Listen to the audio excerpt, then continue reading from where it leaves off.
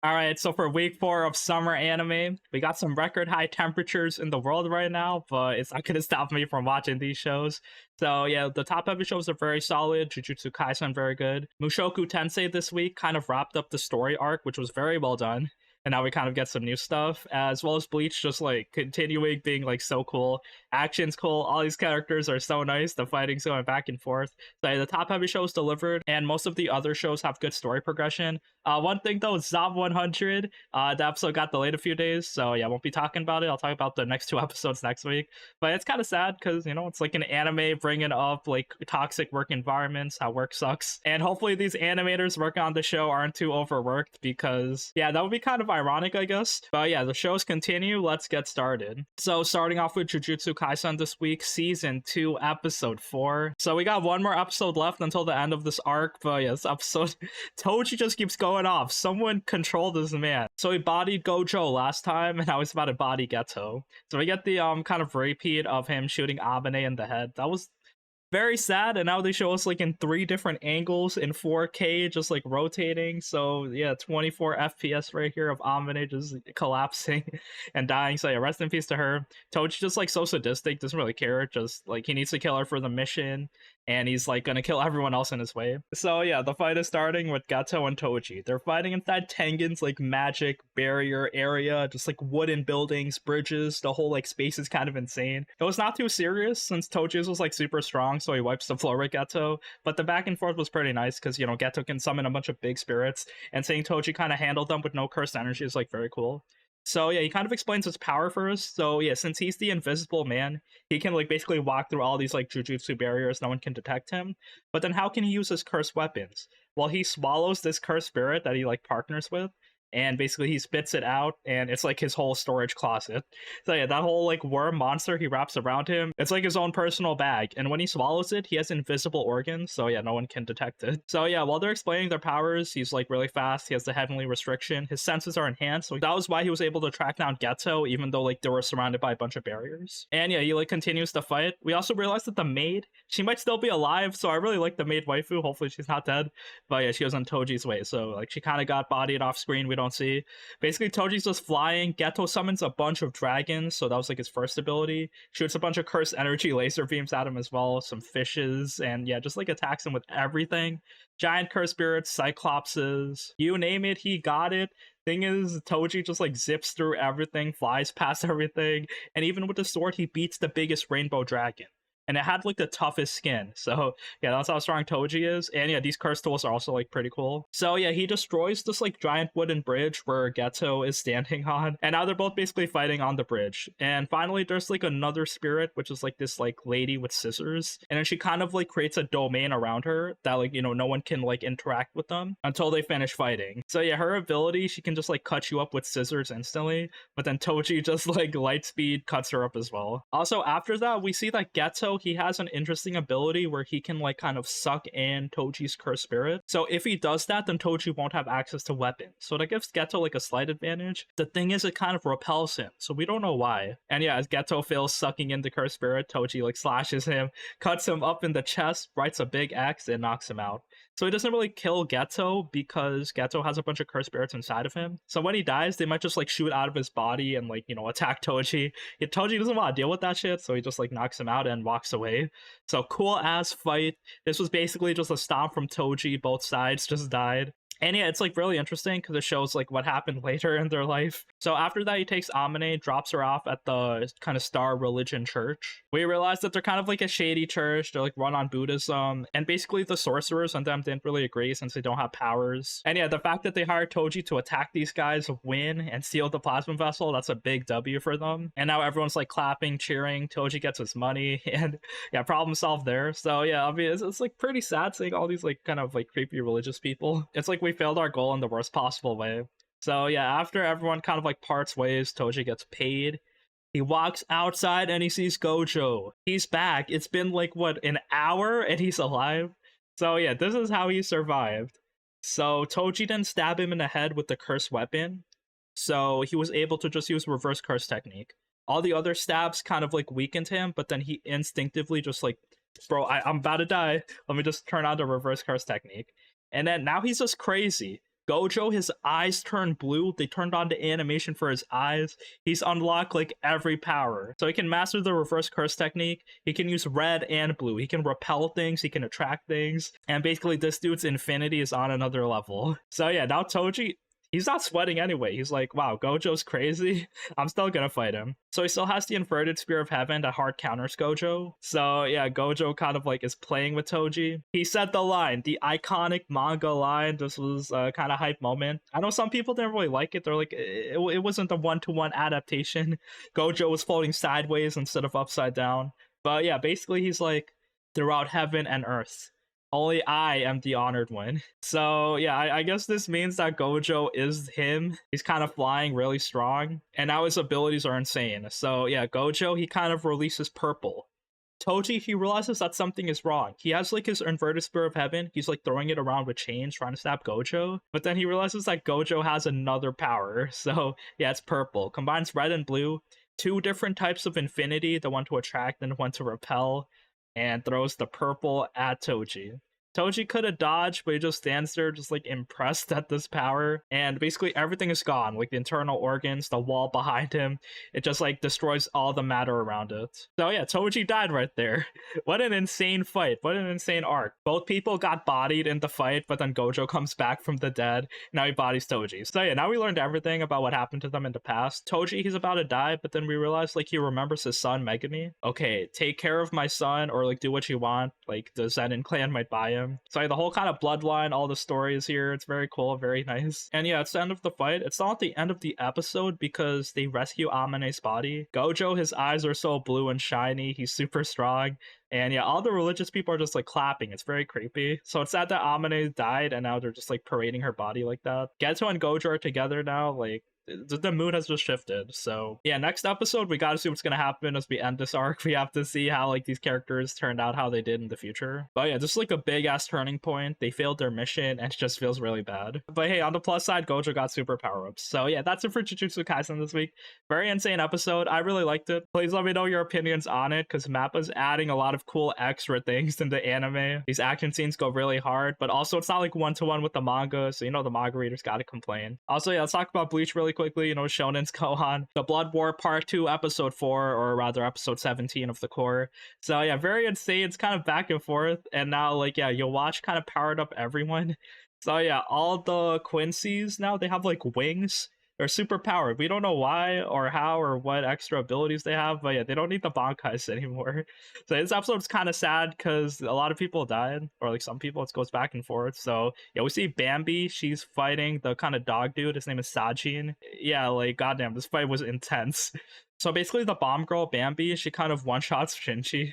Because yeah, his vodka was like pretty funny. The issue comes when like since she has like AoE attack, she can just attack everything around her, and yeah, Shinji gets blown up. So yeah, Sajin comes in to kind of protect everyone. One of the other girls comes in to help as well. And basically, yeah, Sajin said it's up to me, because her bombs are very special where you can't really deflect them, because once they hit you, then that's when they turn into a bomb. They turn whatever they hit into a bomb. So yeah, you can't guard against them. And yeah, Bambi's just like going hard, destroying everything. So we see Sajin, he kind of breaks out his armor and he's hot. He's a human now. So yeah, he was like a werewolf man, and he just wanted more power. So he kind of listens to the giant dog. Like that dude led him astray and says, if you rip out your heart, sacrifice your humanity, you can turn into a human, but you'll basically be like this undead spirit of vengeance. So this dude's just like this white-haired cool dog animal.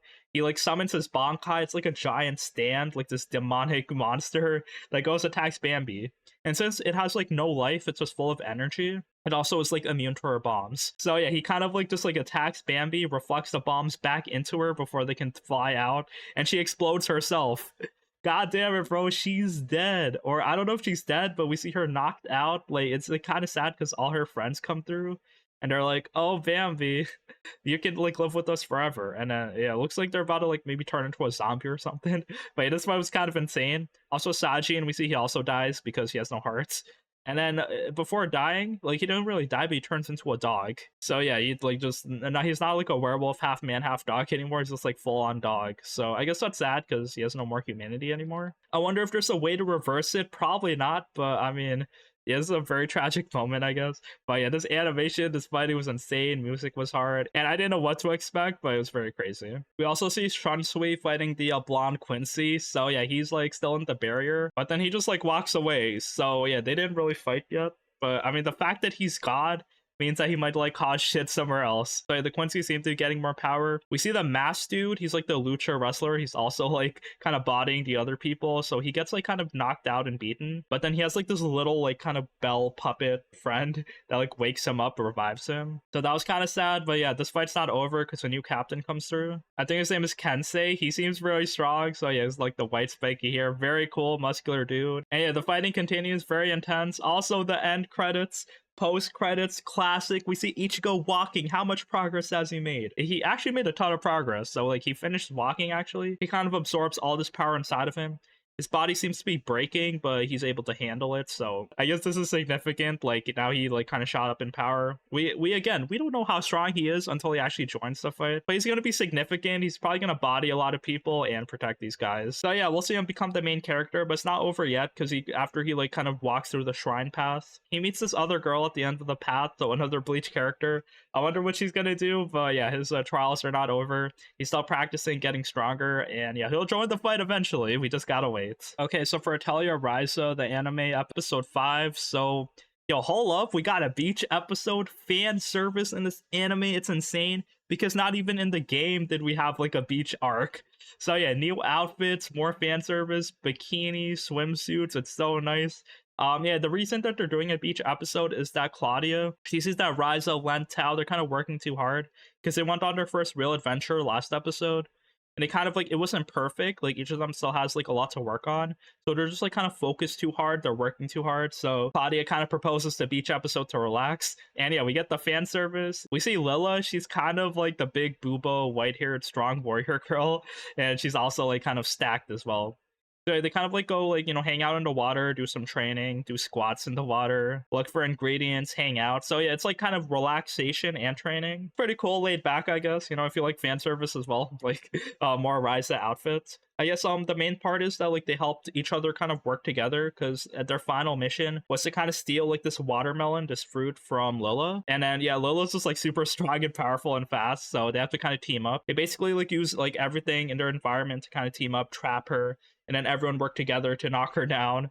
And yeah, they got the fruit. Solid beach hangout. At the end of the episode, though, a big thing happens because they see there's like an abandoned house on the beach, and they're like, yo, what if we build our secret hideout here? So, yo, title drop. This is the secret hideout. So I guess next episode, we're going to get busy, do it. And maybe after that, we're going to explore the Ever Darkness, because that's also part of the title. Also, after that, we got Mushoku Tensei Season 2, Episode 4. This episode kind of felt like a huge wrap-up conclusion to this arc. Good story progression. And, like, we just, like, wrap things up. It was kind of crazy. So a lot of stuff happened. Basically, just, like, 2-year time skip. Wow, okay, Rudy's is like traveling with Soldat's party, doing things. He's the Quagmire now, like everyone knows his name, so famous. Killing dragons, bodying them, his magic is so like powerful. Just like and then he's physically adept as well. He can run. He has like the demon eye, so he can like dodge every like kind of lethal ability coming at him. So he's like pretty unstoppable. And yeah, after like he does all this, after the fame goes to him, we see the there's like the hot girl, the big sex lady. She finally finds Rudius. So her name is Elianese Dragon Road, and yeah, she knows Rudius' dad, and basically, yeah, she wanted to find him because of Roxy. So yeah, basically right now, there's nothing huge or urgent that needs to happen, just like Rudius can like still chill in the city, because his mom has been rescued. We know where she is, so yeah, she's like part of this labyrinth now. She got like transported into like this labyrinth city, and yeah, she's just like kind of living her life like being an adventurer there. So yeah, her life isn't really threatened. So it seems kind of like a letdown, I guess, but it's whatever because she seemed to be kind of like urgently missing. Like I thought there was like a serious arc to rescue her, but nah, she's just fine. So yeah, she's also like a year away, like she's like really far. So Rudius doesn't have time to travel and see her, so he's just like chilling up north with Elianese. So yeah, just like a montage of their life in the city. It was kind of funny because Rudius still has erectile dysfunction, so when Elianese tries to make some move on him, like nothing happens. Also, yeah, since Elianese has sex with everyone, She's making a name for herself in the city. Just fucking everyone in Rudius's party, just like in front of her house every morning. So it's pretty messy. We see that it was kind of funny because like as the montage of her having sex, we see Rudius is just like mad that he can't get it up. Also, we realize that like it gets a bit messy when she fucks like dudes from the same party, but she pays them money. It's like reverse prostitution. How does this work? Where she pays the men to have sex with them, so they don't cause drama with each other and get jealous. So yeah, after all of that happens, Aliena's also fucks Sold Out. I guess a lot of horny shit is happening. Rudius does get a letter to go to the Magic University, this like important magic school. So yeah, they kind of really want him. Rudius has like big powers, so I guess he's invited. And okay, big story moment. Rudius, he decides to go because the human god appears into his mind. So when the human god shows up, that is huge story progression, okay? Like big shit is about to happen. The human god kind of like progresses the story, gives Rudius stuff to do. So he tells Rudius, okay, if you go to the Magic University, you'll kind of like better yourself. Your erectile dysfunction will be cured. You'll get big powers. You'll continue the story, and you'll kind of discover stuff in the teleportation incident. So yeah, Rudius enrolls in the Magic Academy. He's still traveling with Aliena's, so yeah, she kind of takes an interest in Rudius. But I mean, I guess there's no STDs in this world because she's just fucking these dudes. It's kind of insane. But yeah, besides that, this arc basically finished up, which was like kind of crazy. So the Tsundere Archer girl, we don't even really see her that much anymore. I guess our only point in the story was to bring up Rudius's erectile dysfunction and being at such a low point.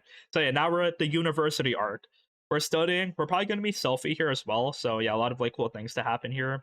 There's a lot of like characters that get introduced as well. So I guess in this Magic University, they're not going to slow down. The show's going to continue on being very strong. And yeah, just like more time skips, more new environments, just like keeping it fresh. There's like a purple hair demon. There's like the creepy sculptor that we see as well. So yeah, remember that guy from last season? He's probably in this Magic University too. And Sophie's also there with the princess. Okay, so for My Happy Marriage episode 4, okay, Mio's life, it's getting better. We gotta make her happy. So yeah, she kind of like goes out into town. She wants to make a gift for her husband. So yeah, she's like, he's doing all these nice things for me. I don't have like any money or anything to like kind of give him a present. So what if I handmade something? So she wants to give him something like a bow that he can wear in the back of his hair. So yeah, she kind of goes out in the city, buys a bunch of like ingredients for it, but problem is when she goes out, she sees her sister there. Oh my god, she's causing trouble because yeah, Mio, her life was like fine now. She's like in a happy spot, but when she sees like parts of her past, the trauma keeps coming back. So the sister causing trouble. It's Kaya. So Mio's just like standing there taking this abuse. The thing is, Mio's husband loves her. So Kaya didn't know this. Kaya thought Mio got abandoned in the street. But nah, Mio had a happy, loving husband. Kai is so jealous. And now Mio, she's at a low point now, actually, since like the trauma came back. So this is what Kyoka does. The husband, bro, he's getting points. Such a cool dude. So he kind of invites the maid from Mio's past that kind of like got fired because of her. And Mio meets the maid. It's like all happy now. Her life is fine. She met a man when she like went back to her house. So yeah, like everything is good. All the trauma that Mio was facing, it kind of like melts away. You just gotta surround her with like cool, positive characters that support her. So yeah, she's kind of also shipping Mio with the husband. It's like very cute. Mio also gets the confidence to tell Kyoka the truth, where she was actually lying about not having powers, but Kyoka's like, bro, I already knew that. So it's no problem. Like, I still love you. So yeah, they kind of like, in love with each other. Mio gives him the gift, like the hair tie. And yeah, the marriage continues. Very fun, very cute, very happy. There's some conflicts happening because like the other families, they want Mio's blood. But besides that, yeah, the anime is very solid. We need Mio to be happy. So hopefully all these kind of villains get dealt with. Okay, so for Helck episode 3, show continues. More kind of fighting in this demon world. So yeah, Vermilio, she's kind of leading everyone. We get lore about this demon world where like the whole kind of world is like covered in poison. And basically the demons are trying to stop the poison from spreading into like the human world and stuff. But yeah, like basically their cities have barriers in them. So when you're traveling, you have to travel very quickly. You have to go to rest spots or you're going to inhale all this poison. And the poison also spawns a lot of monsters. So yeah, that's like a lot of like quick lore there. Basically, yeah, they're fighting the monsters. It's no big deal though. And it's pretty funny because yeah, everyone's like beating them. Vermilio's just like, body explosion. But then there's like this other dude who like has like the power to like have a big AoE barrier. But his power takes 30 minutes to charge. So yeah, we don't got time for that. So good comedy there. All these members of the party seem to be a bit quirky. But besides that, with Vermilio and Helck on your team, the enemies don't seem that threatening. That is until they meet the Flying Knights. So yeah, these dudes are the enemy we're fighting now. So once they reach the castle, they have to like kind of go for the head captain because whoever kills it becomes a new demon lord. So yeah, the kind of lady goes and attacks him. and her arm gets cut off. And the episode kind of ends there because, yeah, I guess this is like a big deal. Like, this dude's kind of strong. I don't think it's that bad. Like, Helck could probably one-shot him. But yeah, things seem to be getting a bit serious now as, like, you know, there's like a serious injury out in the battlefield. All right, so for Bungou Stray Dogs Season 5, Episode 3, I'll quickly talk about this episode because there was like this cool fight scene. Basically, yeah, the villain they're fighting is the leader of like the angel group they're looking for, but he's also the leader of the hunting dogs. This dude is nothing to fuck around with. He's so strong. I don't know why he's the villain. Like, who made him the villain? But yeah, he's now here now. And yeah, they have like the power of offense and defense, and then they kind of merge together. It's like very hard because this dude like, can cut things very easily. But yeah, they beat the guy Fukuchi, but then the problem is he has time powers. That's the insane part. Okay, it was so kind of badass because he used them pretty well. So yeah, if you cut him, if you beat him, if you destroy him, if he can just slice the air and go back in time. So yeah, I guess we'll see what's gonna happen next. But yeah, I just want to quickly talk about this episode because yeah, the enemy has time powers and he's using it so well. If the dude is so overpowered and you give him time powers on top of that, like it's just over. Also for Reign of the Seven Spellblades, quickly talk about this episode as well. There's like kind of this underground duel happening. And yeah, Oliver's fighting Mr. Andrews. The thing is, this duel isn't like a 1v1 kind of sword duel or anything. It's more against they're like fighting monsters, so there's like a good like anti-monster plotline here. But like the magical beasts are kind of suffering. So they go down into a labyrinth, kind of like they're trying to stop people from like doing the animal cruelty. But yeah, as they're fighting like low-level wolves and animals and beasts, there's like this big ass like red like kind of flying chicken monster coming in. He seems very strong. I think it's like a Garuda they called it. So he's just like botting people, slicing them up. He probably killed a lot of people. So yeah, basically I guess it tells you a lesson. Don't like do animal cruelty or the animals will fight back at you. So yeah, Oliver, the samurai lady, they're kind of like teaming up. Oliver seems to be like kind of low-key, like super powerful for some reason. So yeah, they all kind of like help out, attack the monster. One of the other dudes, Mr. Andrews, also helps. And basically the samurai girl cuts his head off, so that's kind of cool. And yeah, I guess, you know, the story continues. Okay, so for Dark Gathering episode 4, you know, the horror stuff continues. You know, it's not that scary, this anime. It's more like just like fun adventures. Yayoi, I really like her. Like, she's like full of energy, actually, just wants to go to every haunted spot. I love how cute she is, and like how much she cares for Keitaro. It's like so cute. So basically now like we learned some like cool things, actually, where basically Keitaro and the other girl, they like, she was the girl that Keitaro kind of messed up like and possessed when like he got possessed. So yeah, they're both haunted, and that's why they both wear gloves. She basically needs like this big powerful spirit to like attack the other spirit, and that's how you like destroy spirits. You have like a stronger spirit attack it. So yeah, Eiko and Keitaro, they still like kind of like each other, and now that they're in school together, I guess they're just like doing things, getting closer. So yeah, in this episode they see just like this haunted videotape,